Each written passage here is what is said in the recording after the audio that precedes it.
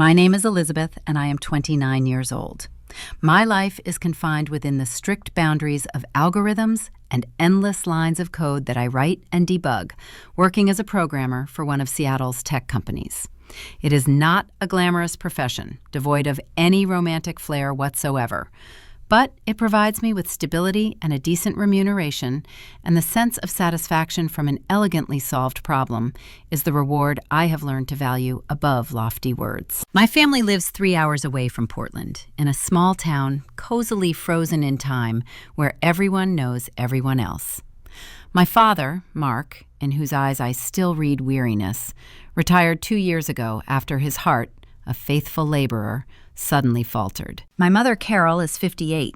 She left her part-time position at the local bookstore to devote herself to caring for him.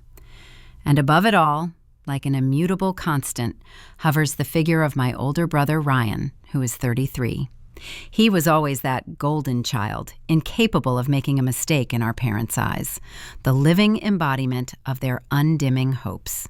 Growing up, I grasped a simple and bitter truth early on. I was not the favorite. This was most evident when I was 8 and Ryan was 12. I won first prize at the school science fair, clutching the fragile trophy to my chest with trembling pride. I so wanted to show it to my mom and dad, to see a glimmer of my triumph in their eyes. They nodded, offered a brief, "That's nice, dear," and immediately, at dinner, immersed themselves in discussing the potential possibility of Ryan making the baseball team. He hadn't even played a single game yet, but that mere possibility already outweighed my actual achievement. At 16, I was accepted into a summer coding camp, a highly competitive program that selected only 20 kids from the entire state. My father, sighing, said it was too expensive and they couldn't afford it. But somehow, magically, 2 months later, $2,000 were found for Ryan's school trip to Europe. I paid for my college education myself, gritting my teeth and combining a scholarship with 2 part-time jobs.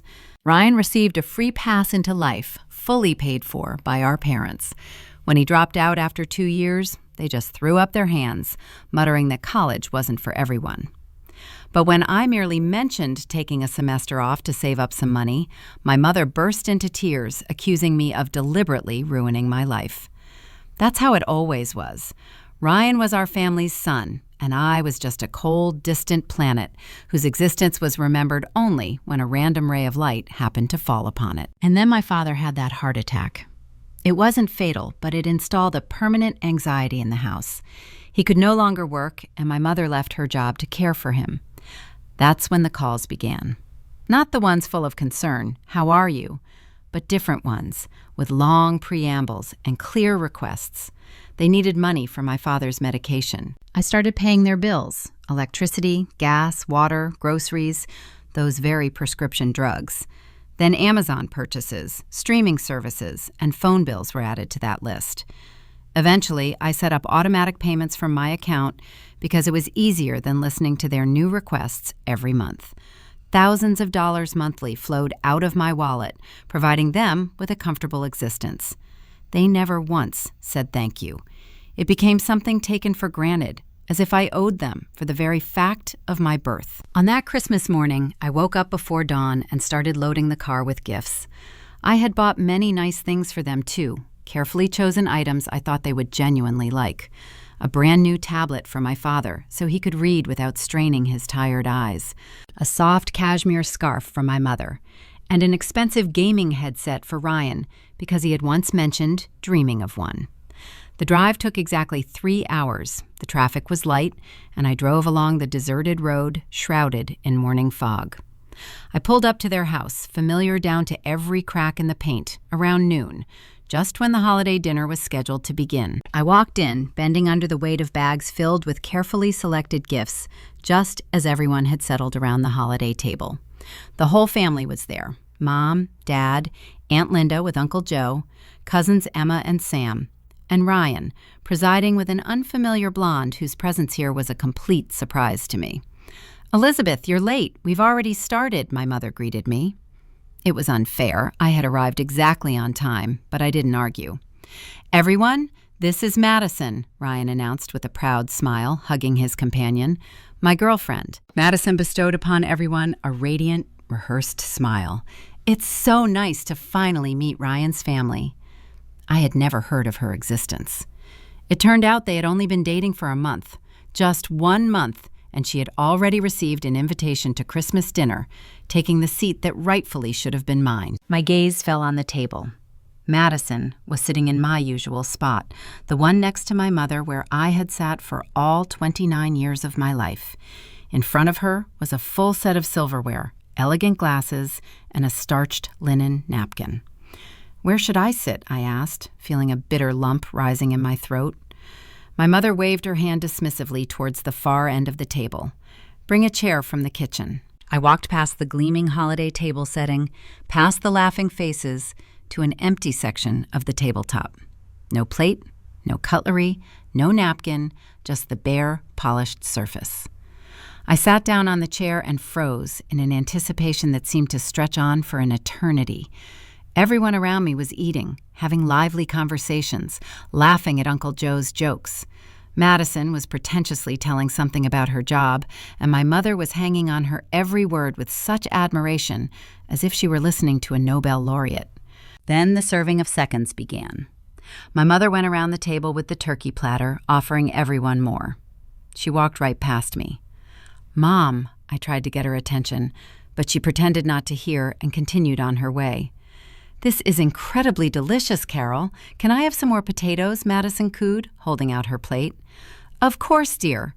Mom immediately rushed to the kitchen and returned with a mound of steaming mashed potatoes, generously adding a helping of crispy roast potatoes. I sat in my corner without food, not even a piece of bread. Inside, everything was boiling over. "Is there a plate for me?" finally burst out of me. My mother turned around and I saw genuine irritation in her eyes. "Oh, Elizabeth, there wasn't enough food for everyone. But you don't mind, do you? You're always so understanding." She said this loudly enough for everyone to hear, with that light tone that suggested inviting your daughter to Christmas dinner and leaving her without food was absolutely normal. Madison reached for the serving dishes again, helping herself to more. My mother, with a beaming smile, helped her as if they were old, close friends. I watched as this girl, a stranger who had entered their lives a month ago, devoured my portion while I sat in exile at the empty end of the table. And in that very moment, something inside me broke, not with a screech and a crash, but quietly and finally, as if a heavy, wrought iron door had slammed shut, leaving nothing behind but silent emptiness. I stood up, picked up the bags of gifts I had brought, and headed for the exit. "Elizabeth," my father called out to me, "where are you going?" I didn't answer. I simply walked out the door, got into the car, and drove away. My phone rang before I had even reached the highway. First my mother called, then my father, then Ryan. I didn't answer. And then the messages came. "Ryan, what the hell is your problem?" "Mom, you just ruined everyone's Christmas. I hope you're happy." "Dad, your mother is crying. Come back and apologize." I turned off my phone, and the silence in the car became absolute, broken only by the monotonous swish of tires on the wet asphalt. The 3-hour drive back to Seattle stretched into a torturous eternity, filled with bitter memories. Every Christmas, every birthday, every insignificant family episode where I was pushed into the shadow of Ryan's radiance surfaced in my mind with painful clarity. It wasn't just a forgotten plate at the holiday table. It was 29 years of life lived in the status of a shadow, years of methodical disregard for my achievements and systematic deprivation of the support I so desperately needed. Returning to my empty Seattle apartment, I didn't turn on the lights. Sinking into the semi-darkness of the living room, I remained sitting in the armchair, listening to the city hum outside the window. The gifts, carefully chosen and elegantly wrapped for the people who hadn't even left me a place at the table, lay untouched in the bags by the entrance, a silent reproach to my naive hope. The calls and messages continued for another 2 days, swelling into a wave of reproaches and demands. And then, on December 26th, a ringing silence fell. No one called. On the 27th, the same mute emptiness. By December 28th, the simple and sobering truth finally dawned on me. They weren't worried about my absence, but about the disruption of the holidays' flow caused by my departure, the spoiled illusion of a family idol. On January 3rd, I dialed my bank's number.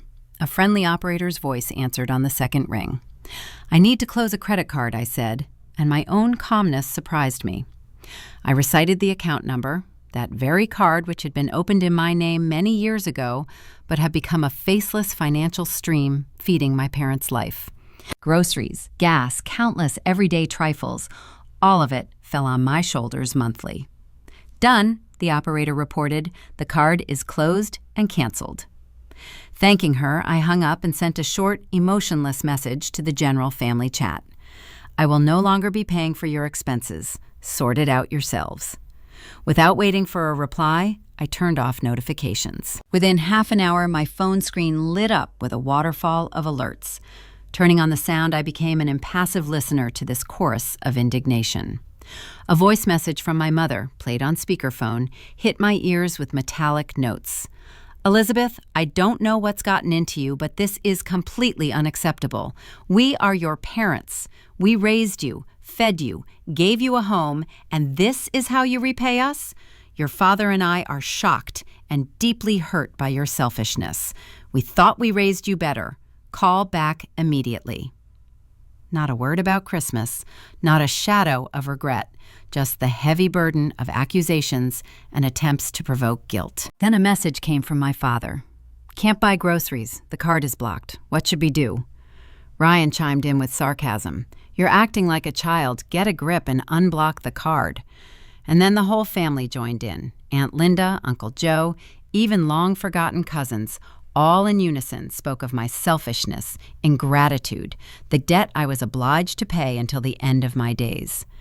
I didn't react. I just watched as this avalanche of others' expectations accumulated and realized with surprise that I felt nothing. No guilt, no sadness, just a strange, detached calm. 3 days later, on January 6th, someone rang my doorbell.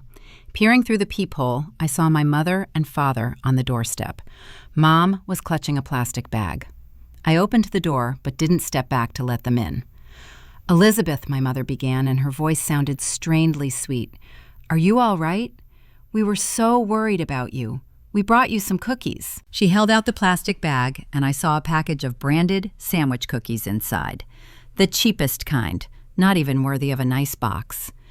"We just don't understand what happened," my father began, his voice sounding reproachful.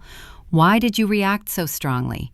We are seriously concerned about your mental state." I stared at them, feeling a cold wave of anger rising from the very depths of my soul. My mental state? Yes, right now, it was on the verge. "You've been acting very strangely lately," my mother picked up, her tone becoming sweetly condescending. "Too emotional. Maybe you should talk to a specialist?" "You didn't leave a plate for me." My words came out, quiet and clear. "I drove for 3 hours, and you didn't even feed me." My father waved it off as if swatting a fly. "A mere misunderstanding. Your mother was just afraid there wouldn't be enough food." "There was enough to give Madison seconds twice," I retorted. "Well, she's Ryan's guest," my mother exclaimed, and her voice took on notes of justification. "We wanted her to feel welcome, and you—" "And I didn't even deserve a chair at the common table," I finished for her. My mother sighed heavily, looking at me as if I were an unreasonable child. "Elizabeth, you've always been so strong, independent. We thought you could handle it. We didn't think you'd attach such importance to some trifle." "One trifle," I repeated mercilessly. "Right," my father picked up. "We know you didn't mean to hurt us." My mother's voice became smooth and persuasive again. "But you have to understand that you owe us. We are your parents. We gave you life. Without us, you wouldn't even be here. And the least you can do is help us when we are in need." Something in the way she said it, with such mundane certainty, as if stating an immutable truth, finally made everything clear. To them, I was just a living checkbook, a being with legs and a wallet. The cup of my patience had overflowed. "I will no longer be your backup plan," I declared, and my voice didn't tremble for the first time in the entire conversation. I'm tired of being ignored until you need money. I'm tired of feeling like I don't matter. No, my mother suddenly said sharply. You made your choice at Christmas. Now I'm making mine. I slammed the door. Muffled exclamations sounded from behind the wooden panel, but I didn't care anymore. I turned and walked deeper into the apartment without looking back. The next morning, checking my mailbox, I found a white envelope without a stamp. Someone had delivered it personally. Inside were 5 written sheets in my mother's familiar, sprawling handwriting. It was a long, emotionally unstable letter, full of reproaches about the pain I had caused her, about disappointment, a broken heart, and a destroyed family. On some pages, ink stains had blurred, traces of tears or their skillful imitation. I read the first page, and it became absolutely clear to me. It was pure manipulation. All those tears, all that drama were calculated for one thing: to make me feel guilty. I tore the sheets in half and threw them in the trash. A few days later, the security guard in my building stopped me in the lobby. Miss Elizabeth, he said, a woman was here recently, said she was your friend, left this for you. He handed me another envelope. Inside were photographs, 4 of them. All of them depicted my house, taken at night from different angles. And in one of them, my silhouette was clearly visible in the window. The lamp behind me had outlined my figure, turning me into a ghostly target. Someone had been standing in the dark under my windows, watching me. My hand clenched the paper on its own, and I felt my fingers tremble. I looked up at the security guard. What did this woman look like? I asked, already guessing the answer. The security guard, thinking for a moment, replied, blonde, young, my brother's girlfriend. That very Madison, whom Ryan had only been dating for a month, was now stalking me and photographing my house in the night's darkness. I went upstairs, locked the door behind me with all the locks, and leaned against it, feeling my heart pounding wildly. It wasn't just about money anymore. It had moved into a different, much darker realm. That same evening, a delivery service truck pulled up to my house. The courier handed me an oblong cardboard box without a return address. Going up to the apartment, I opened it with bated breath, almost expecting to see something terrible inside. On layers of bubble wrap lay my old childhood diary, which I had kept when I was 12, an intimate confession full of naive thoughts and awkward drawings. I had left it at my parents' many years ago, forgotten in a dusty box in the attic. Now it was mutilated. Pages were torn out, the cardboard cover was bent and stained, and sinister dark crimson stains, resembling blood but probably just paint or food coloring, were smeared all over the binding. The message, however, was crystal clear. They were trying to intimidate me. I carefully packed the diary into a clear plastic bag, tangible evidence. The next evening, I went to the movies, desperately needing to get out of my 4 walls and clear my head. I returned around 10, drove up to my house, and froze. The garage door was covered in scarlet streaks of paint, forming huge, dripping words. Ungrateful. I sat in the car and looked at this vandalism, feeling my hands shake. Taking out my phone, I opened the surveillance camera app. The digitized video captured a figure in a dark hoodie hiding their face, diligently scrawling the insult on my property. I zoomed in, catching the moment the perpetrator arrived in a car. I managed to make out the license plate. Arizona. Plates from Arizona. Madison's car. Ryan and his fling had moved to that state 3 months ago. They had come all this way just to deface my house. I saved the recording, immediately called a cleaning service to wash off the vandalism, and then called a locksmith and ordered all the locks in the house to be changed. New deadbolts, new handles, everything was replaced. I also ordered the installation of additional surveillance cameras on the front and back doors, on all the side windows, everywhere. I even started changing my route to work every day, leaving at different times and taking different streets.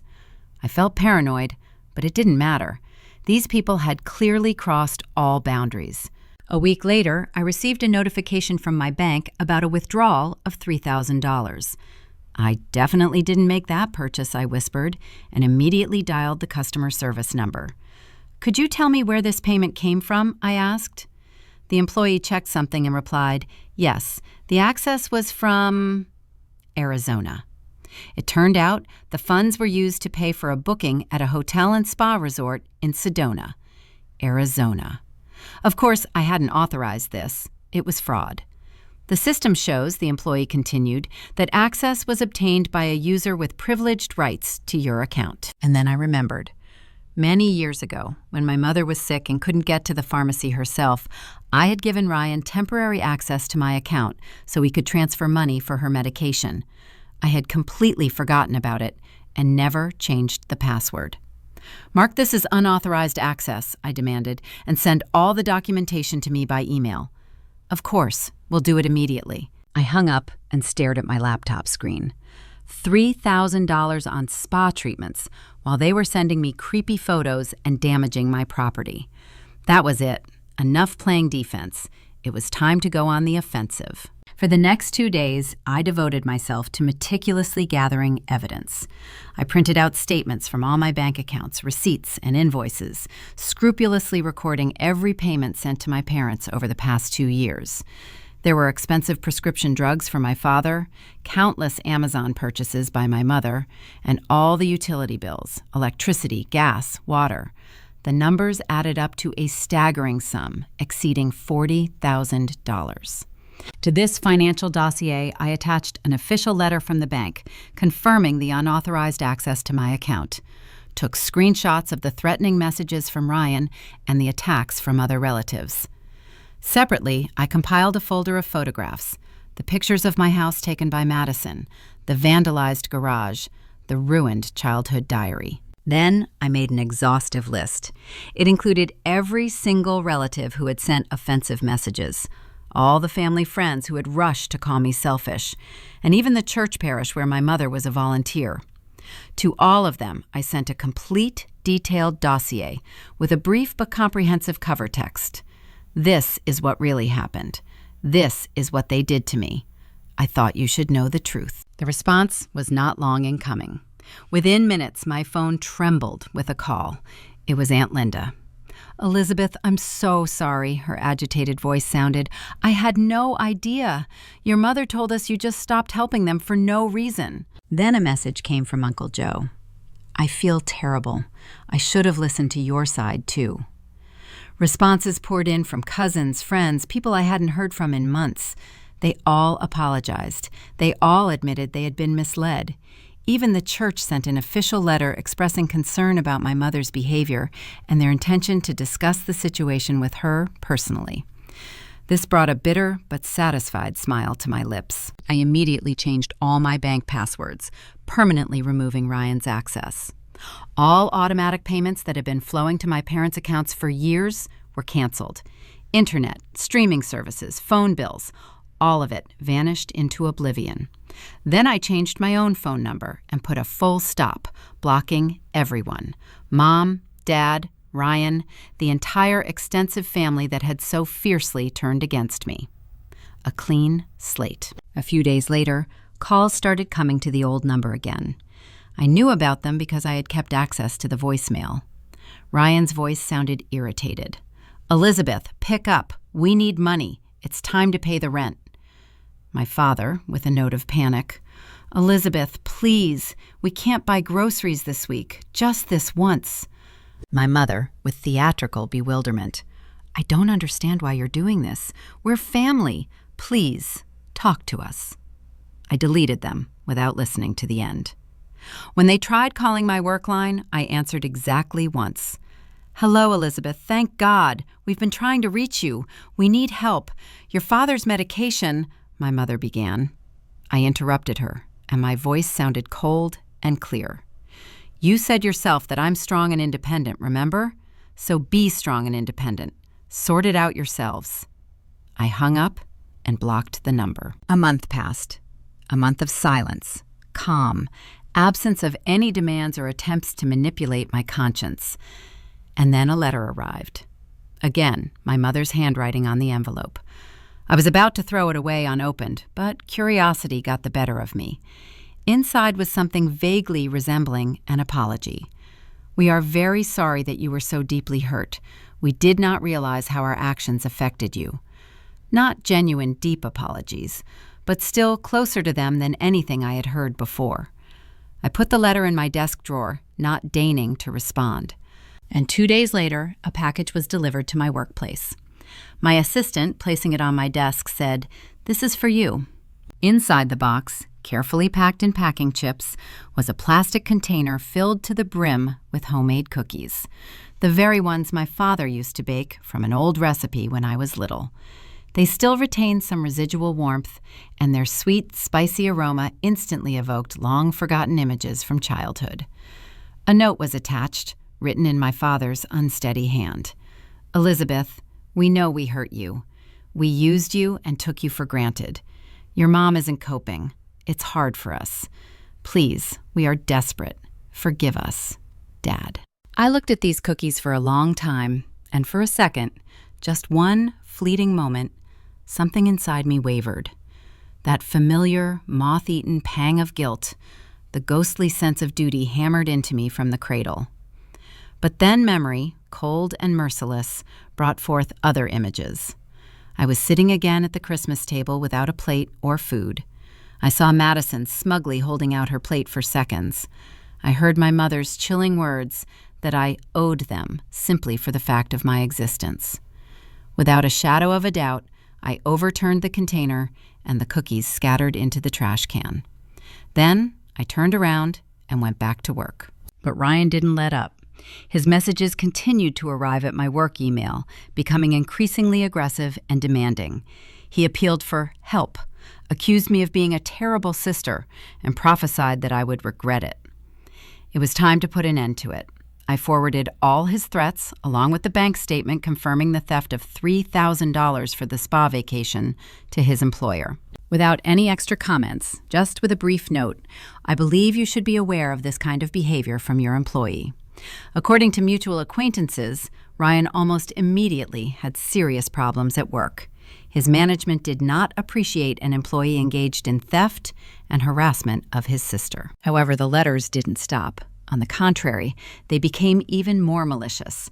Ryan wrote at 2 a.m. in caps lock, demanding I fix the damage done and threatening retribution. Madison joined in, her messages vividly describing how they would turn my life into hell if I didn't return to funding their lifestyle. I saved every letter. Then it was time for a decisive step. I hired a lawyer. Her name was Patricia Chen. After listening to my story and studying the mountain of collected evidence, she nodded confidently. This is classic stalking, harassment, vandalism, theft, and threatening behavior. We can immediately petition for a restraining order, but I recommend starting with an official cease and desist letter. It's cheaper and often just as effective. She prepared a comprehensive document that included all the facts: the stalking photos, acts of vandalism, evidence of theft, and copies of the threats.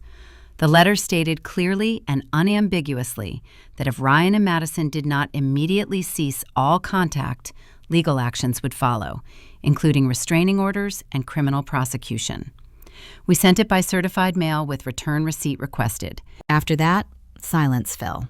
The messages stopped, the emails fell silent, the phones didn't ring. It seemed they had finally heard and understood. 4 months passed. 4 peaceful, serene months. I immersed myself in work, received a well-deserved promotion, started seeing a therapist to deal with the years of family trauma. Life was taking on new, clear contours. And then one day, checking my mail, I found a simple envelope in my mailbox. Again, without a return address, but in the jagged letters I easily recognized my mother's handwriting. Inside was a single photograph. In it, my parents were standing in a room resembling a church basement. They were dressed in worn, modest clothing and stood behind a long table above which hung a cardboard sign with a crooked inscription: "We accept donations." I examined the photograph carefully, and a strange, almost clinical feeling of detachment came over me. They looked terrible. My father had lost a lot of weight, and his face, once full of determination, was now etched with deep wrinkles of fatigue and sickly exhaustion. My mother seemed a decade older. Her hair, once well-groomed, was now gray and lifeless, and her eyes held the hopeless weariness of a constant struggle for survival. Both stood like emaciated shadows in that very church basement, behind the table with the crooked sign calling for donations. There wasn't a single line of text in the envelope, just this silent image, which was undoubtedly meant to be the last desperate trump card, pulled from the sleeve to awaken the long-dormant feeling of guilt in me, to make me look at the consequences of my cruel decision and be horrified at how low they had fallen. I looked at the picture for a long time, listening to myself and expecting the familiar, moth-eaten, aching sense of duty, the one that had dictated my actions for years. But this time, nothing rose from the depths of my soul except a cold, silent calm. I put the photograph in the desk drawer, next to my mother's half apology, half justification.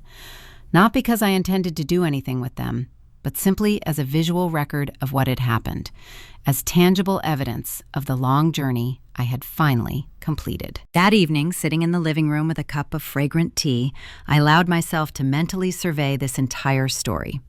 A year ago, I would have undoubtedly already been sending them money, again and again, finding excuses for their behavior, convincing myself that family is something complex and requiring unconditional sacrifice. Now I had learned a simple and clear truth.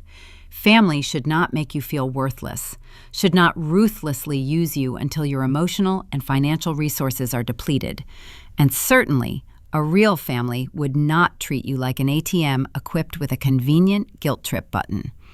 I remembered that Christmas dinner, my empty corner of the table, the satisfied Madison with her seconds, and my mother walking past me as if I were a ghost. And instead of the familiar pain, I felt only a vast, all-encompassing relief that I had had the strength to leave. My life has changed drastically now. I no longer spend thousands of dollars monthly on people who saw me only as a source of funds. I don't drop everything to put out fires caused by their irresponsibility, and I don't answer calls full of demands and complaints. My bank account is healthier, my stress levels have dropped to unprecedented lows, and at night, I finally sleep deeply and peacefully. Sometimes thoughts slip into my mind about how their fate has turned out. Is my father's health all right? Did my mother find a job? Are Ryan and his questionable fling still together? But thinking is not the same as caring, and it certainly doesn't mean taking on the burden of their problems again. I am aware that this is probably not the final chapter. People like my parents, accustomed to constant support, rarely give up without a fight. Sooner or later, they will make another attempt, be it another tearful letter, a new photograph, or a sudden visit to my door. But now, I am ready for anything. I have a lawyer, I have a thick folder with irrefutable evidence of all their deeds, and my personal boundaries are now forged from steel, not the pliable paper they were before. And most importantly, I now have what I lacked for so long: self-respect. I am no longer their backup plan, their insurance policy, or their rainy day fund. I am no longer that strong and independent daughter who must stoically endure any treatment because that's how it is. Sometimes I'm asked if I feel pangs of conscience when I look at that photograph from the church basement. I'm expected to feel guilt, but I don't feel it. And it's all because these people don't understand one simple thing. I financially supported them for 2 years, pouring $40,000 into their lives. And during all that time, I didn't hear a single sincere thank you.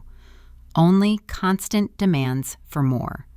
And the very second I stopped being useful, they tried to destroy me with stalking, vandalism, theft, and harassment. That's not how family acts. That's how parasites act when their host finally breaks free. So no, I don't feel guilt. I feel free.